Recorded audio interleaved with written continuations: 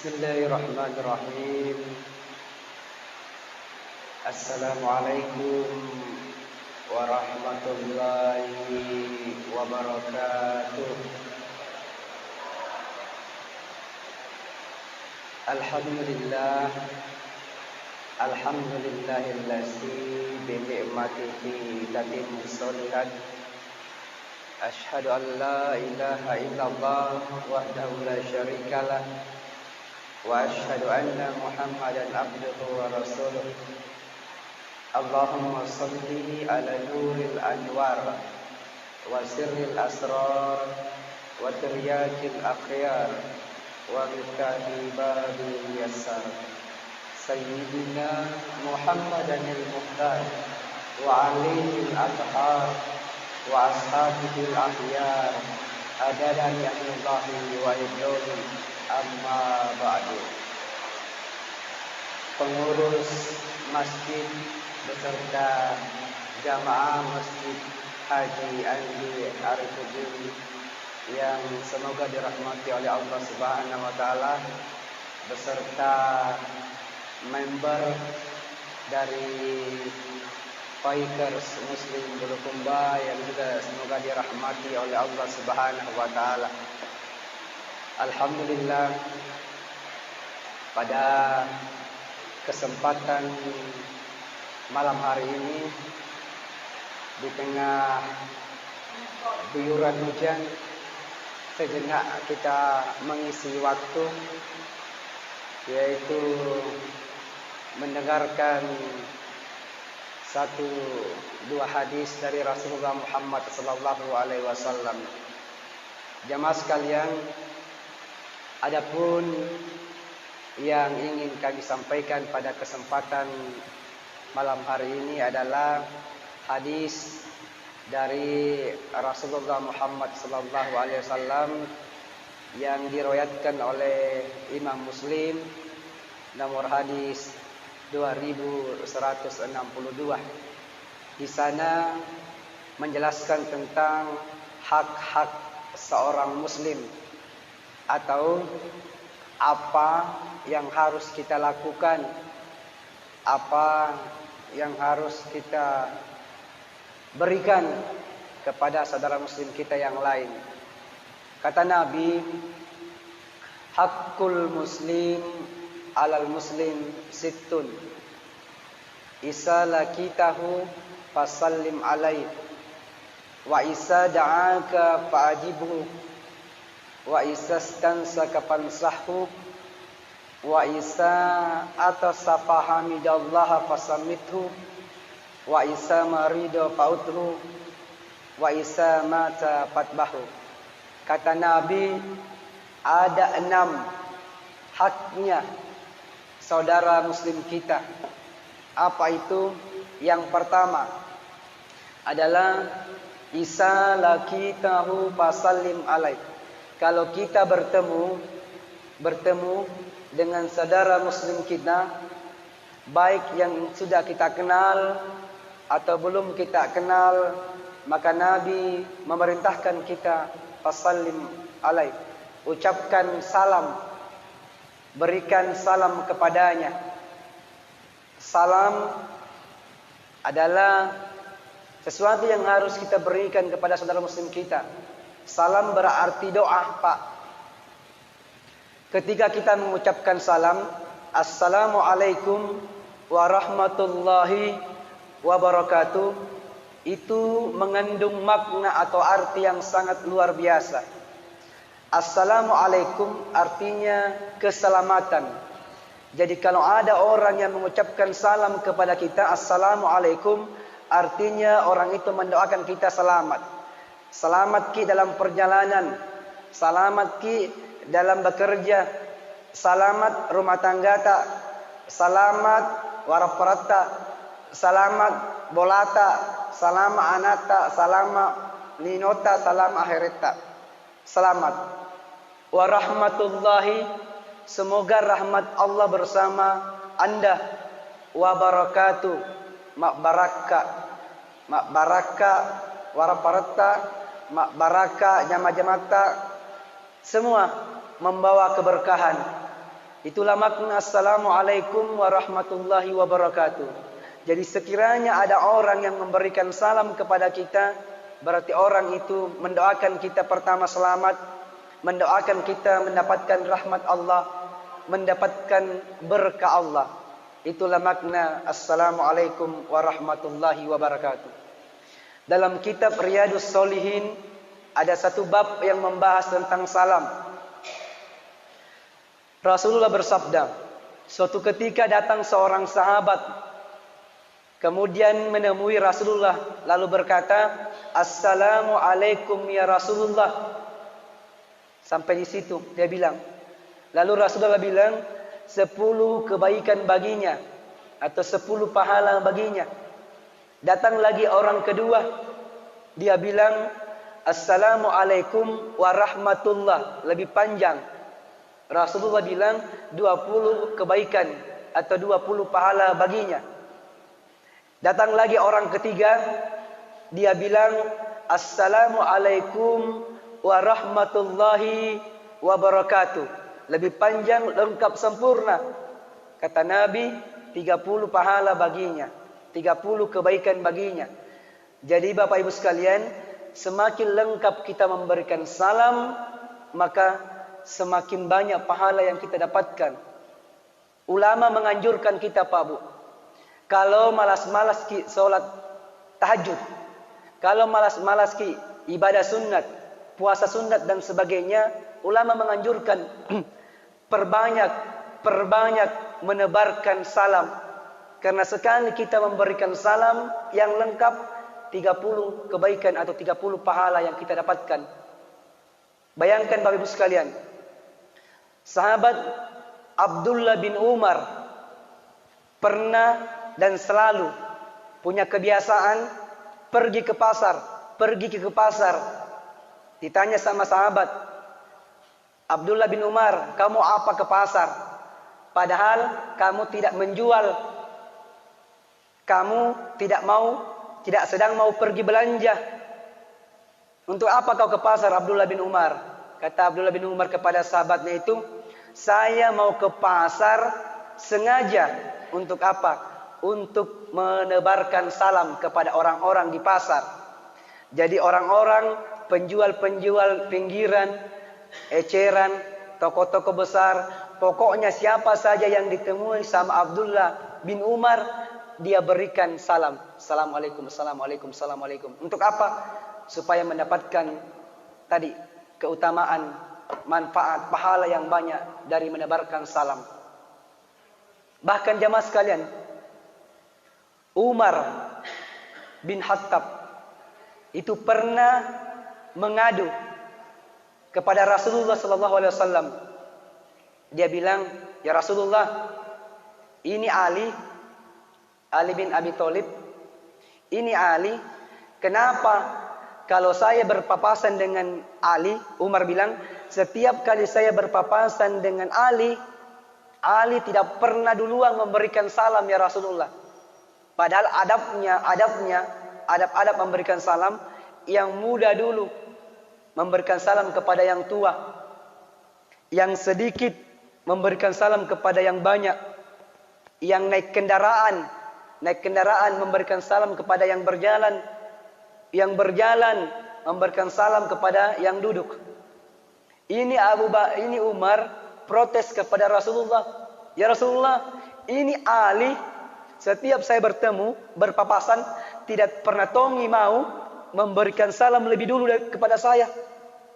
Dipanggillah Ali, ditanya. Padahal Ali kan lebih muda daripada Umar.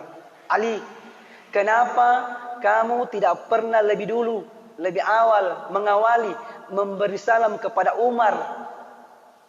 Apa kata Ali? "Ya Rasulullah, saya pernah mendengar engkau berkata, siapa orang yang lebih awal, lebih dulu memberikan salam kepada saudaranya, maka dia akan dibangunkan istana oleh Allah di surga kelak." Itulah alasannya saya, ya Rasulullah, kenapa saya tidak pernah mau lebih dulu memberi salam kepada Umar, karena saya mau ya Rasulullah, surga, istana-istana yang Anda janjikan itu di surga kelak, saya mau berikan kepada Umar, saudaraku. Jadi sengaja karena mengetahui keutamaan dari salam, dia membiarkan Umar lebih dahulu supaya mendapatkan istana di surga. Itulah salam jamaah sekalian. Jadi mari yang pertama kata Nabi, isala kitahu fasallim alai, tebarkan salam, berikan salam kepada saudara kita, karena itu haknya. Lalu bagaimana kalau ada non muslim yang memberikan salam kepada kita? Nabi bilang kalau ada orang non muslim, misalnya Yahudi Nasrani, dia bilang assalamualaikum, dia tidak bilang assalamualaikum tapi assalamualaikum, assalamualaikum. Maka kata Nabi, cukup dijawab waalaikum saja jawabannya, karena assalamualaikum artinya celaka kok, bukan keselamatan. Makanya Nabi jawab saja waalaikum. Nah kalau dia menjawab atau memberikan salam seperti salamnya orang Islam, assalamualaikum warahmatullahi wabarakatuh, kan biasa kita, dan bukan begitu. Maka kata Nabi cukup dijawab waalaikum saja. Jamaah sekalian, itu pertama. Kemudian yang kedua, haknya saudara muslim kita yang lain yang perlu kita berikan, yang perlu kita lakukan kepada sesama kita muslim. Ya. Apa itu? Wa isa da'aka fa'ajibhu. Itu yang kedua. Artinya kalau kita diundang, kena undang ki, maka hadiri, penuhi undangan mereka. Misalnya kasih menikahi, ada anaknya mau nikah, datang ki na undang ke rumah bersama suami istri. Maka kata Nabi, kalau kita diundang oleh saudara muslim kita, penuhi haknya, datangi undangannya. Jadi jamaah sekalian, kalau kita tidak ada halangan yang mendesak dalam berarti, maka kita wajib memenuhi undangan saudara muslim kita. Kenapa? Karena itu adalah bagian daripada upaya untuk memperkuat silaturahim kita, ya, antar tetangga, antar kerabat, sesama saudara muslim. Coba bayangkan kalau dari kina undang, datang kina undang, tapi kita tidak hadir di pestanya atau di acaranya tanpa ada kabar, tentu tetangga tak, kerabat tak, saudara muslim kita bertanya-tanya, kenapa si fulan tidak hadir? Apa yang salah? Apakah kita miskin sehingga mereka tidak hadir dalam acara kita? Jadi jemaah sekalian, siapapun yang mengundang kita, ya, jangan sampai kalau pejabat yang undang kita hadiri. Kalau pestanya di gedung kita hadiri. Sedangkan kalau orang yang kita lihat ekonominya di bawah kita tidak hadiri. Jangan seperti itu. Mari siapapun yang mengundang kita, datangi, penuhi undangannya. Kemudian yang ketiga, kata Nabi, haknya saudara muslim kita adalah wa istas tanzaka fansahu. Kalau datang ke hadapan Anda meminta nasihat, datang meminta nasihat Bapak Ibu sekalian, saudara muslim kita, maka berikan nasihat. Berikan nasihat. Kenapa? Karena dengan saling menasihati, insya Allah kita semua akan mendapatkan keberuntungan. Allah berfirman dalam surah Al-Asr, sesungguhnya demi masa, ya, manusia ini dalam kerugian. Kita semua ini rugi, kecuali illal ladzina amanu, orang-orang yang beriman, wa amilus solihati, orang-orang yang beramal soleh, wa tawasau bil haqqi wa tawasau bis sabar, orang-orang yang saling menasihati dalam kebenaran dan kesabaran. Jadi itu yang ketiga, kalau ada saudara muslim kita meminta nasihat kepada kita, berikanlah nasihat yang terbaik. Bahkan jemaah sekalian, sebenarnya walaupun mereka tidak minta nasihat, tapi kita lihat ada kekeliruan, ya, ada pelanggaran yang mereka lakukan dalam hal aturan-aturan agama kita, maka sangat layak kita memberikan nasihat kepada mereka. Berikanlah nasihat yang penuh dengan hikmah, nasihat yang baik. Itu yang ketiga jamaah sekalian. Kemudian yang keempat yang perlu kita lakukan atau kita berikan kepada saudara muslim kita adalah wa isa atau sa fahamidallaha fasammithu. Ketika saudara muslim kita bersin, maka doakanlah dia agar bahasa Bugisna bersin. Prasna seperti itu. Kalau dia bersin, Bu, doakan. Kenapa? Karena Rasulullah bilang kalau kita mendoakan, insya Allah ada doa makbul di situ. Ya, perasinan. Ketika dia bilang alhamdulillah, maka kita doakan dengan doa yarhamukallah. Kemudian yang bersin doakan juga yang mendoakan kita. Apa doanya?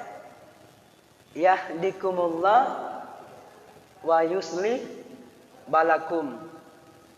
What's the meaning?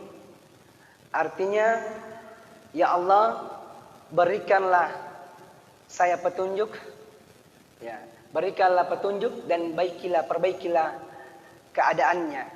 Yahdikumullah wa yuslih balakum. Berikanlah dia petunjuk ya Allah dan perbaikilah keadaannya. Itu arti dari doa itu.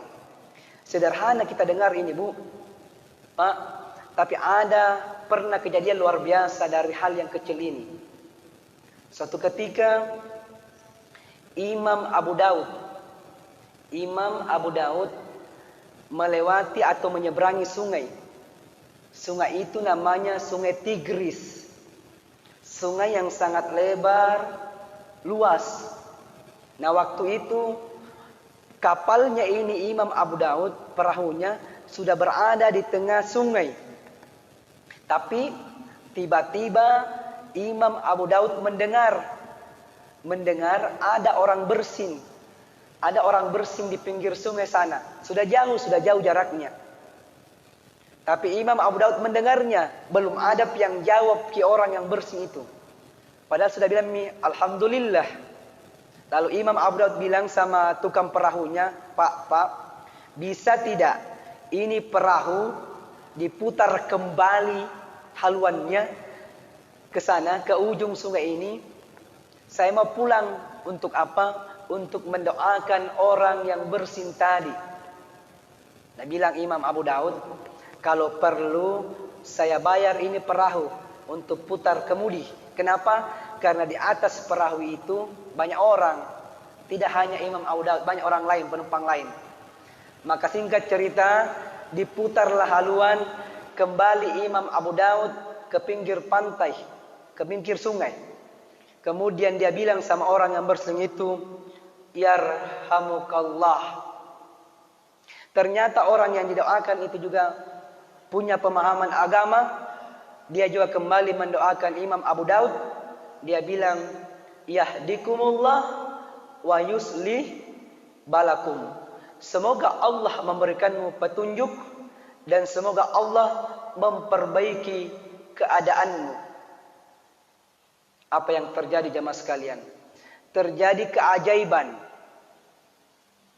Besoknya semua orang yang ada di atas kapal yang ikut bersama Imam Abu Daud bermimpi. Dan mimpinya sama. Apa mimpinya? Imam Abu Daud mendapatkan balasan surga dengan harga 1 dirham. Artinya Imam Abu Daud mendapatkan balasan surga karena melakukan hal yang kecil. Apa itu? Yang tadi, mendoakan orang bersin. Semua orang yang ikut di kapal itu bermimpi sama. Bertanyalah mereka, wahai Imam, kenapa bisa seperti itu? Imam Abu Daud kemudian menjelaskan, ketika saya mendoakan orang yang bersin, Kemudian dia bilang, yahdikumullah wa yuslih balakum.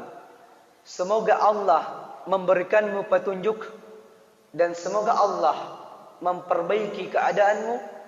Maka saya yakin dengan penuh harap bahwa doa itu adalah doa yang terbaik, doa yang diijabah oleh Allah Subhanahu wa taala. Maka jamaah sekalian, artinya apa?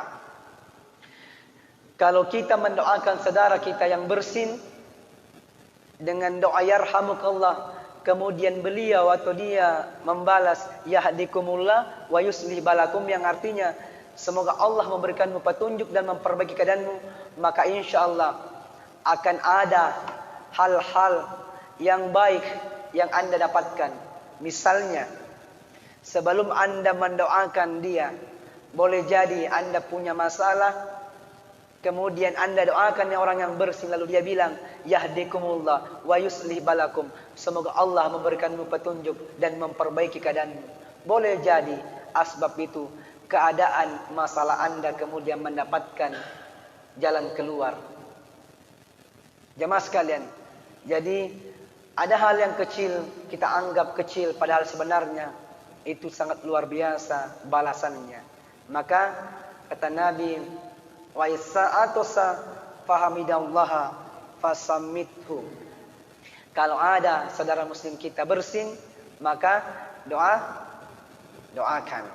Kemudian yang keempat, kata Nabi, haknya saudara muslim kita yang harus kita penuhi, yang harus kita lakukan adalah wa isa marido fauthu. Artinya kalau sakit, kalau saudara muslim kita sakit, malah saya kasih, maka Nabi menganjurkan kita untuk menjenguknya, menjenguk saudara muslim kita yang sakit. Kenapa jamaah sekalian? Karena orang sakit secara psikologi itu lemah fisiknya. Tidak hanya fisiknya, tapi pikirannya juga lemah. Makanya dengan kehadiran tak menjenguk saudara muslim kita yang sakit, maka insya Allah itu bisa menjadi penghibur, menjadi motivasi, dorongan dia untuk kuat.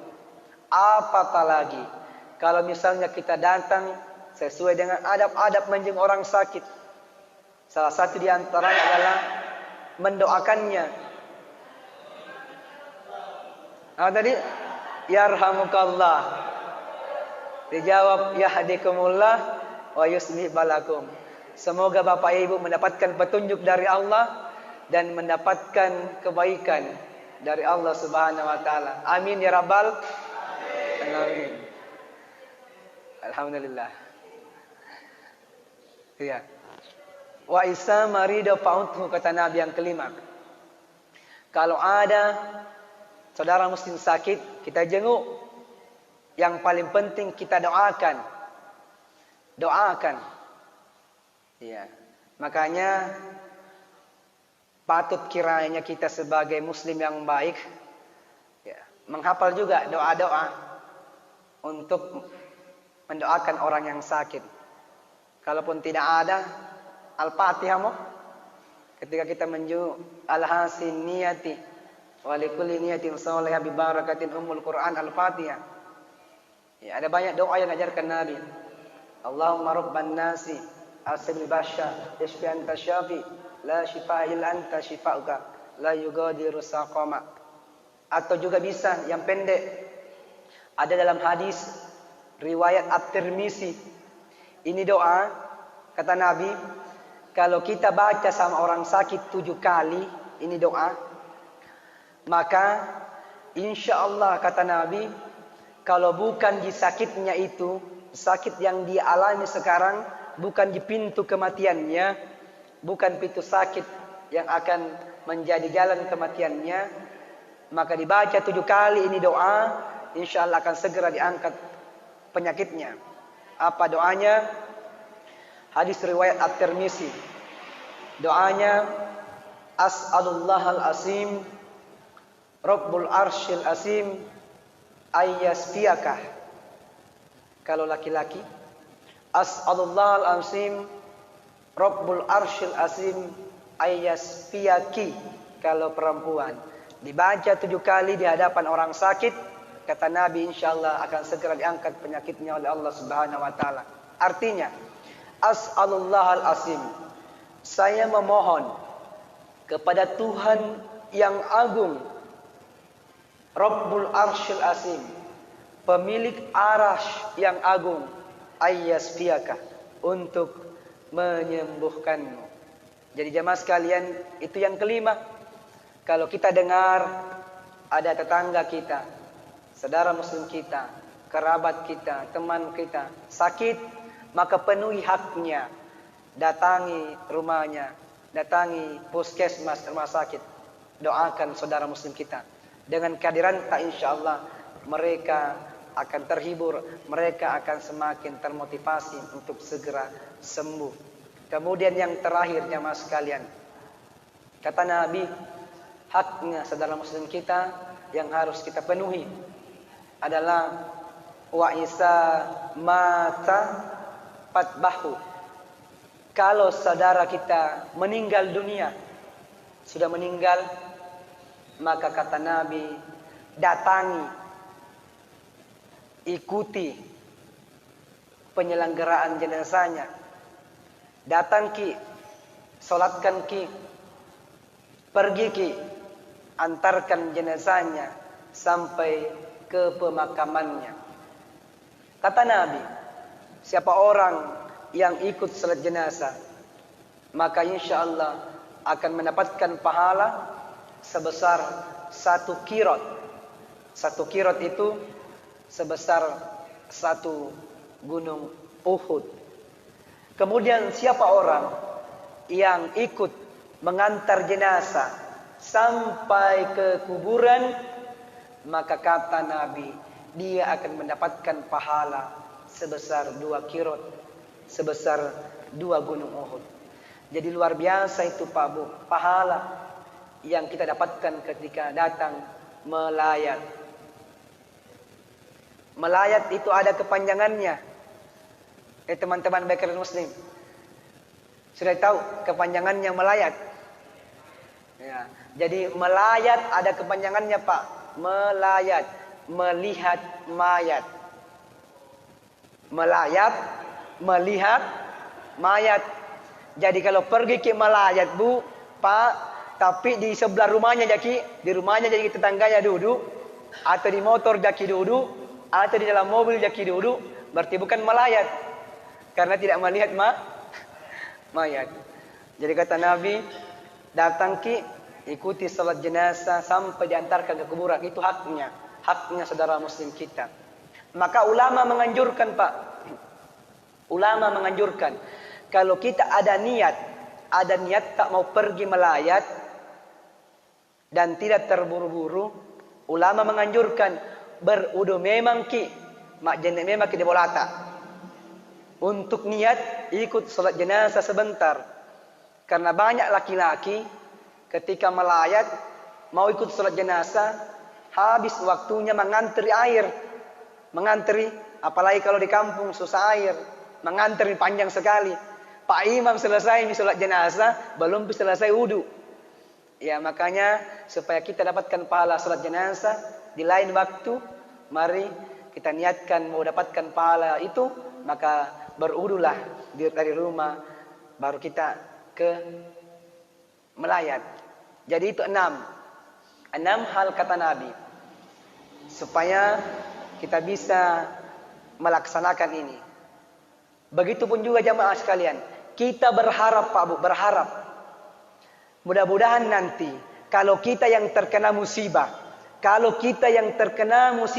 karena ini yang tadi saya jelaskan, kita yang ingin memberikan kepada orang lain. Tapi mudah-mudahan nanti kelak, sekiranya Allah menakdirkan kita yang terkena musibah, kita yang bersin, kita yang sakit, atau kita yang meninggal, mudah-mudahan Allah Subhanahu wa taala juga berkenan mengetuk hati-hati saudara muslim kita yang lain, tetangga kita yang lain, untuk memenuhi hak tak sebagai saudara muslim. Jadi selain kita memberikan, melakukan hak-hak mereka, kita berdoa juga Mudah-mudahan kelak sekiranya semua yang saya sebutkan ini menimpa diri kita, mudah-mudahan juga saudara muslim kita yang lain mampu memenuhi hak-hak kita sebagai sesama muslim. Yang terakhir, sebagai penutup, kita semua ya, cepat atau lambat pasti akan masuk ke dalam tanah. Hari ini, malam ini kita duduk-duduk di atas tanah. Besok lusa atau entah kapan kita akan berada di balik tanah. Kalau kemarin-kemarin kita yang menyolati jenazah, bukan tidak mungkin besok lusa atau entah kapan kita lagi yang disolati. Kalau kemarin-kemarin kita yang menguburkan jenazah, kita yang antar ke kuburan jenazah, maka yakini cepat atau lambat boleh jadi kita lagi yang diantar oleh tetangga kita, kerabat kita, saudara muslim kita. Makanya jamaah sekalian, yang terpenting adalah mari kita mengisi semua waktu kehidupan kita ini untuk senantiasa beribadah kepada Allah Subhanahu wa taala. Kenapa? Karena betapa banyak orang-orang yang telah meninggal dunia itu menyesal ketika mereka meninggal. Kenapa? Ada banyak hal. Contoh, dalam surah Al-Munafiqun ayat 10, Allah Subhanahu wa taala berfirman, "Fayaqula rabbi laula akhartani ila ajalin qarib fa asaddaqu wa akum minas solihin." Kata orang-orang yang telah mati dikubur, "Ya Allah, coba Nabi bisa ditunda ini kematian, tunda kodong kematianku. Saya mau kembali ke dunia walaupun sejenak, sebentar mau kodong." Untuk apa? Fa'asaddaqo, bersedekah. Kenapa sedekah? Ya. Ibnu Qayyim al-Jauziyah mengatakan atau memberikan 3 alasan kenapa orang mati bilang sedekah. Pertama jamaah sekalian, menurut Ibnu Qayyim al-Jauziyah, cahaya yang paling terang nanti di kuburan, kalau moki terang kuburan tak bercahaya, maka salah satu ibadah yang paling terang nanti cahayanya ketika berada di alam kubur adalah sedekah. Yang kedua, ketika kita sakaratul maut, maka sedekah bisa mengurangi rasa sakitnya itu sakaratul maut. Kemudian yang ketiga, nanti di akhirat kelak ada pintu surga. Pintu surga yang lebar dan besar yang diperuntukkan kepada orang-orang yang senang bersedekah, namanya pintu as-sahoyah. Pintu khusus buat mereka yang senang atau gemar bersedekah. Jadi jemaah sekalian, sebelum kita menyesal di kubur nanti, mari kita banyak-banyak bersedekah. Juga beramal soleh. Karena ulama lain mengatakan as-sedekah di situ maksudnya luas. Semua amalan soleh itu bermakna sedekah. Jadi sebelum kita meninggal dunia, yang terakhir kata Nabi, aksarahum lil mauti sikra wa ahsanahum lima ba'da istiqdada ulaikal aqyas. Kata Nabi, orang yang paling pintar, orang yang paling cerdas, kata Nabi, adalah orang yang sering mengingat mati dan banyak persiapannya untuk mati. Jadi orang yang pintar, orang cerdas, kata Nabi, pertama sering-sering mengingat mati, dan yang kedua banyak persiapannya untuk mati. Mudah-mudahan jamaah sekalian ini kita semua banyak persiapan. Tak tanya diri tak, umur tak sekarang sudah berapa, 50 tahun, 70 tahun, 80 tahun atau 100 tahun. Bagaimana dengan persiapan amalan soleh kita sebelum malaikatul maut tiba-tiba menarik nafas kita atau mematikan kita. Mudah-mudahan saya berdoa untuk kita semua, mudah-mudahan jamaah yang hadir pada malam hari ini kita semua dimatikan oleh Allah dalam keadaan husnul khatimah. Amin ya rabbal alamin. Ini saja jamaah sekalian yang bisa saya sampaikan. Mudah-mudahan berkenan, mudah-mudahan ada manfaatnya buat diri pribadi dan buat bapak, ibu, saudara sekalian. Sekian, wallahul muafiq ila aqwamit thariq. Assalamualaikum warahmatullahi wabarakatuh.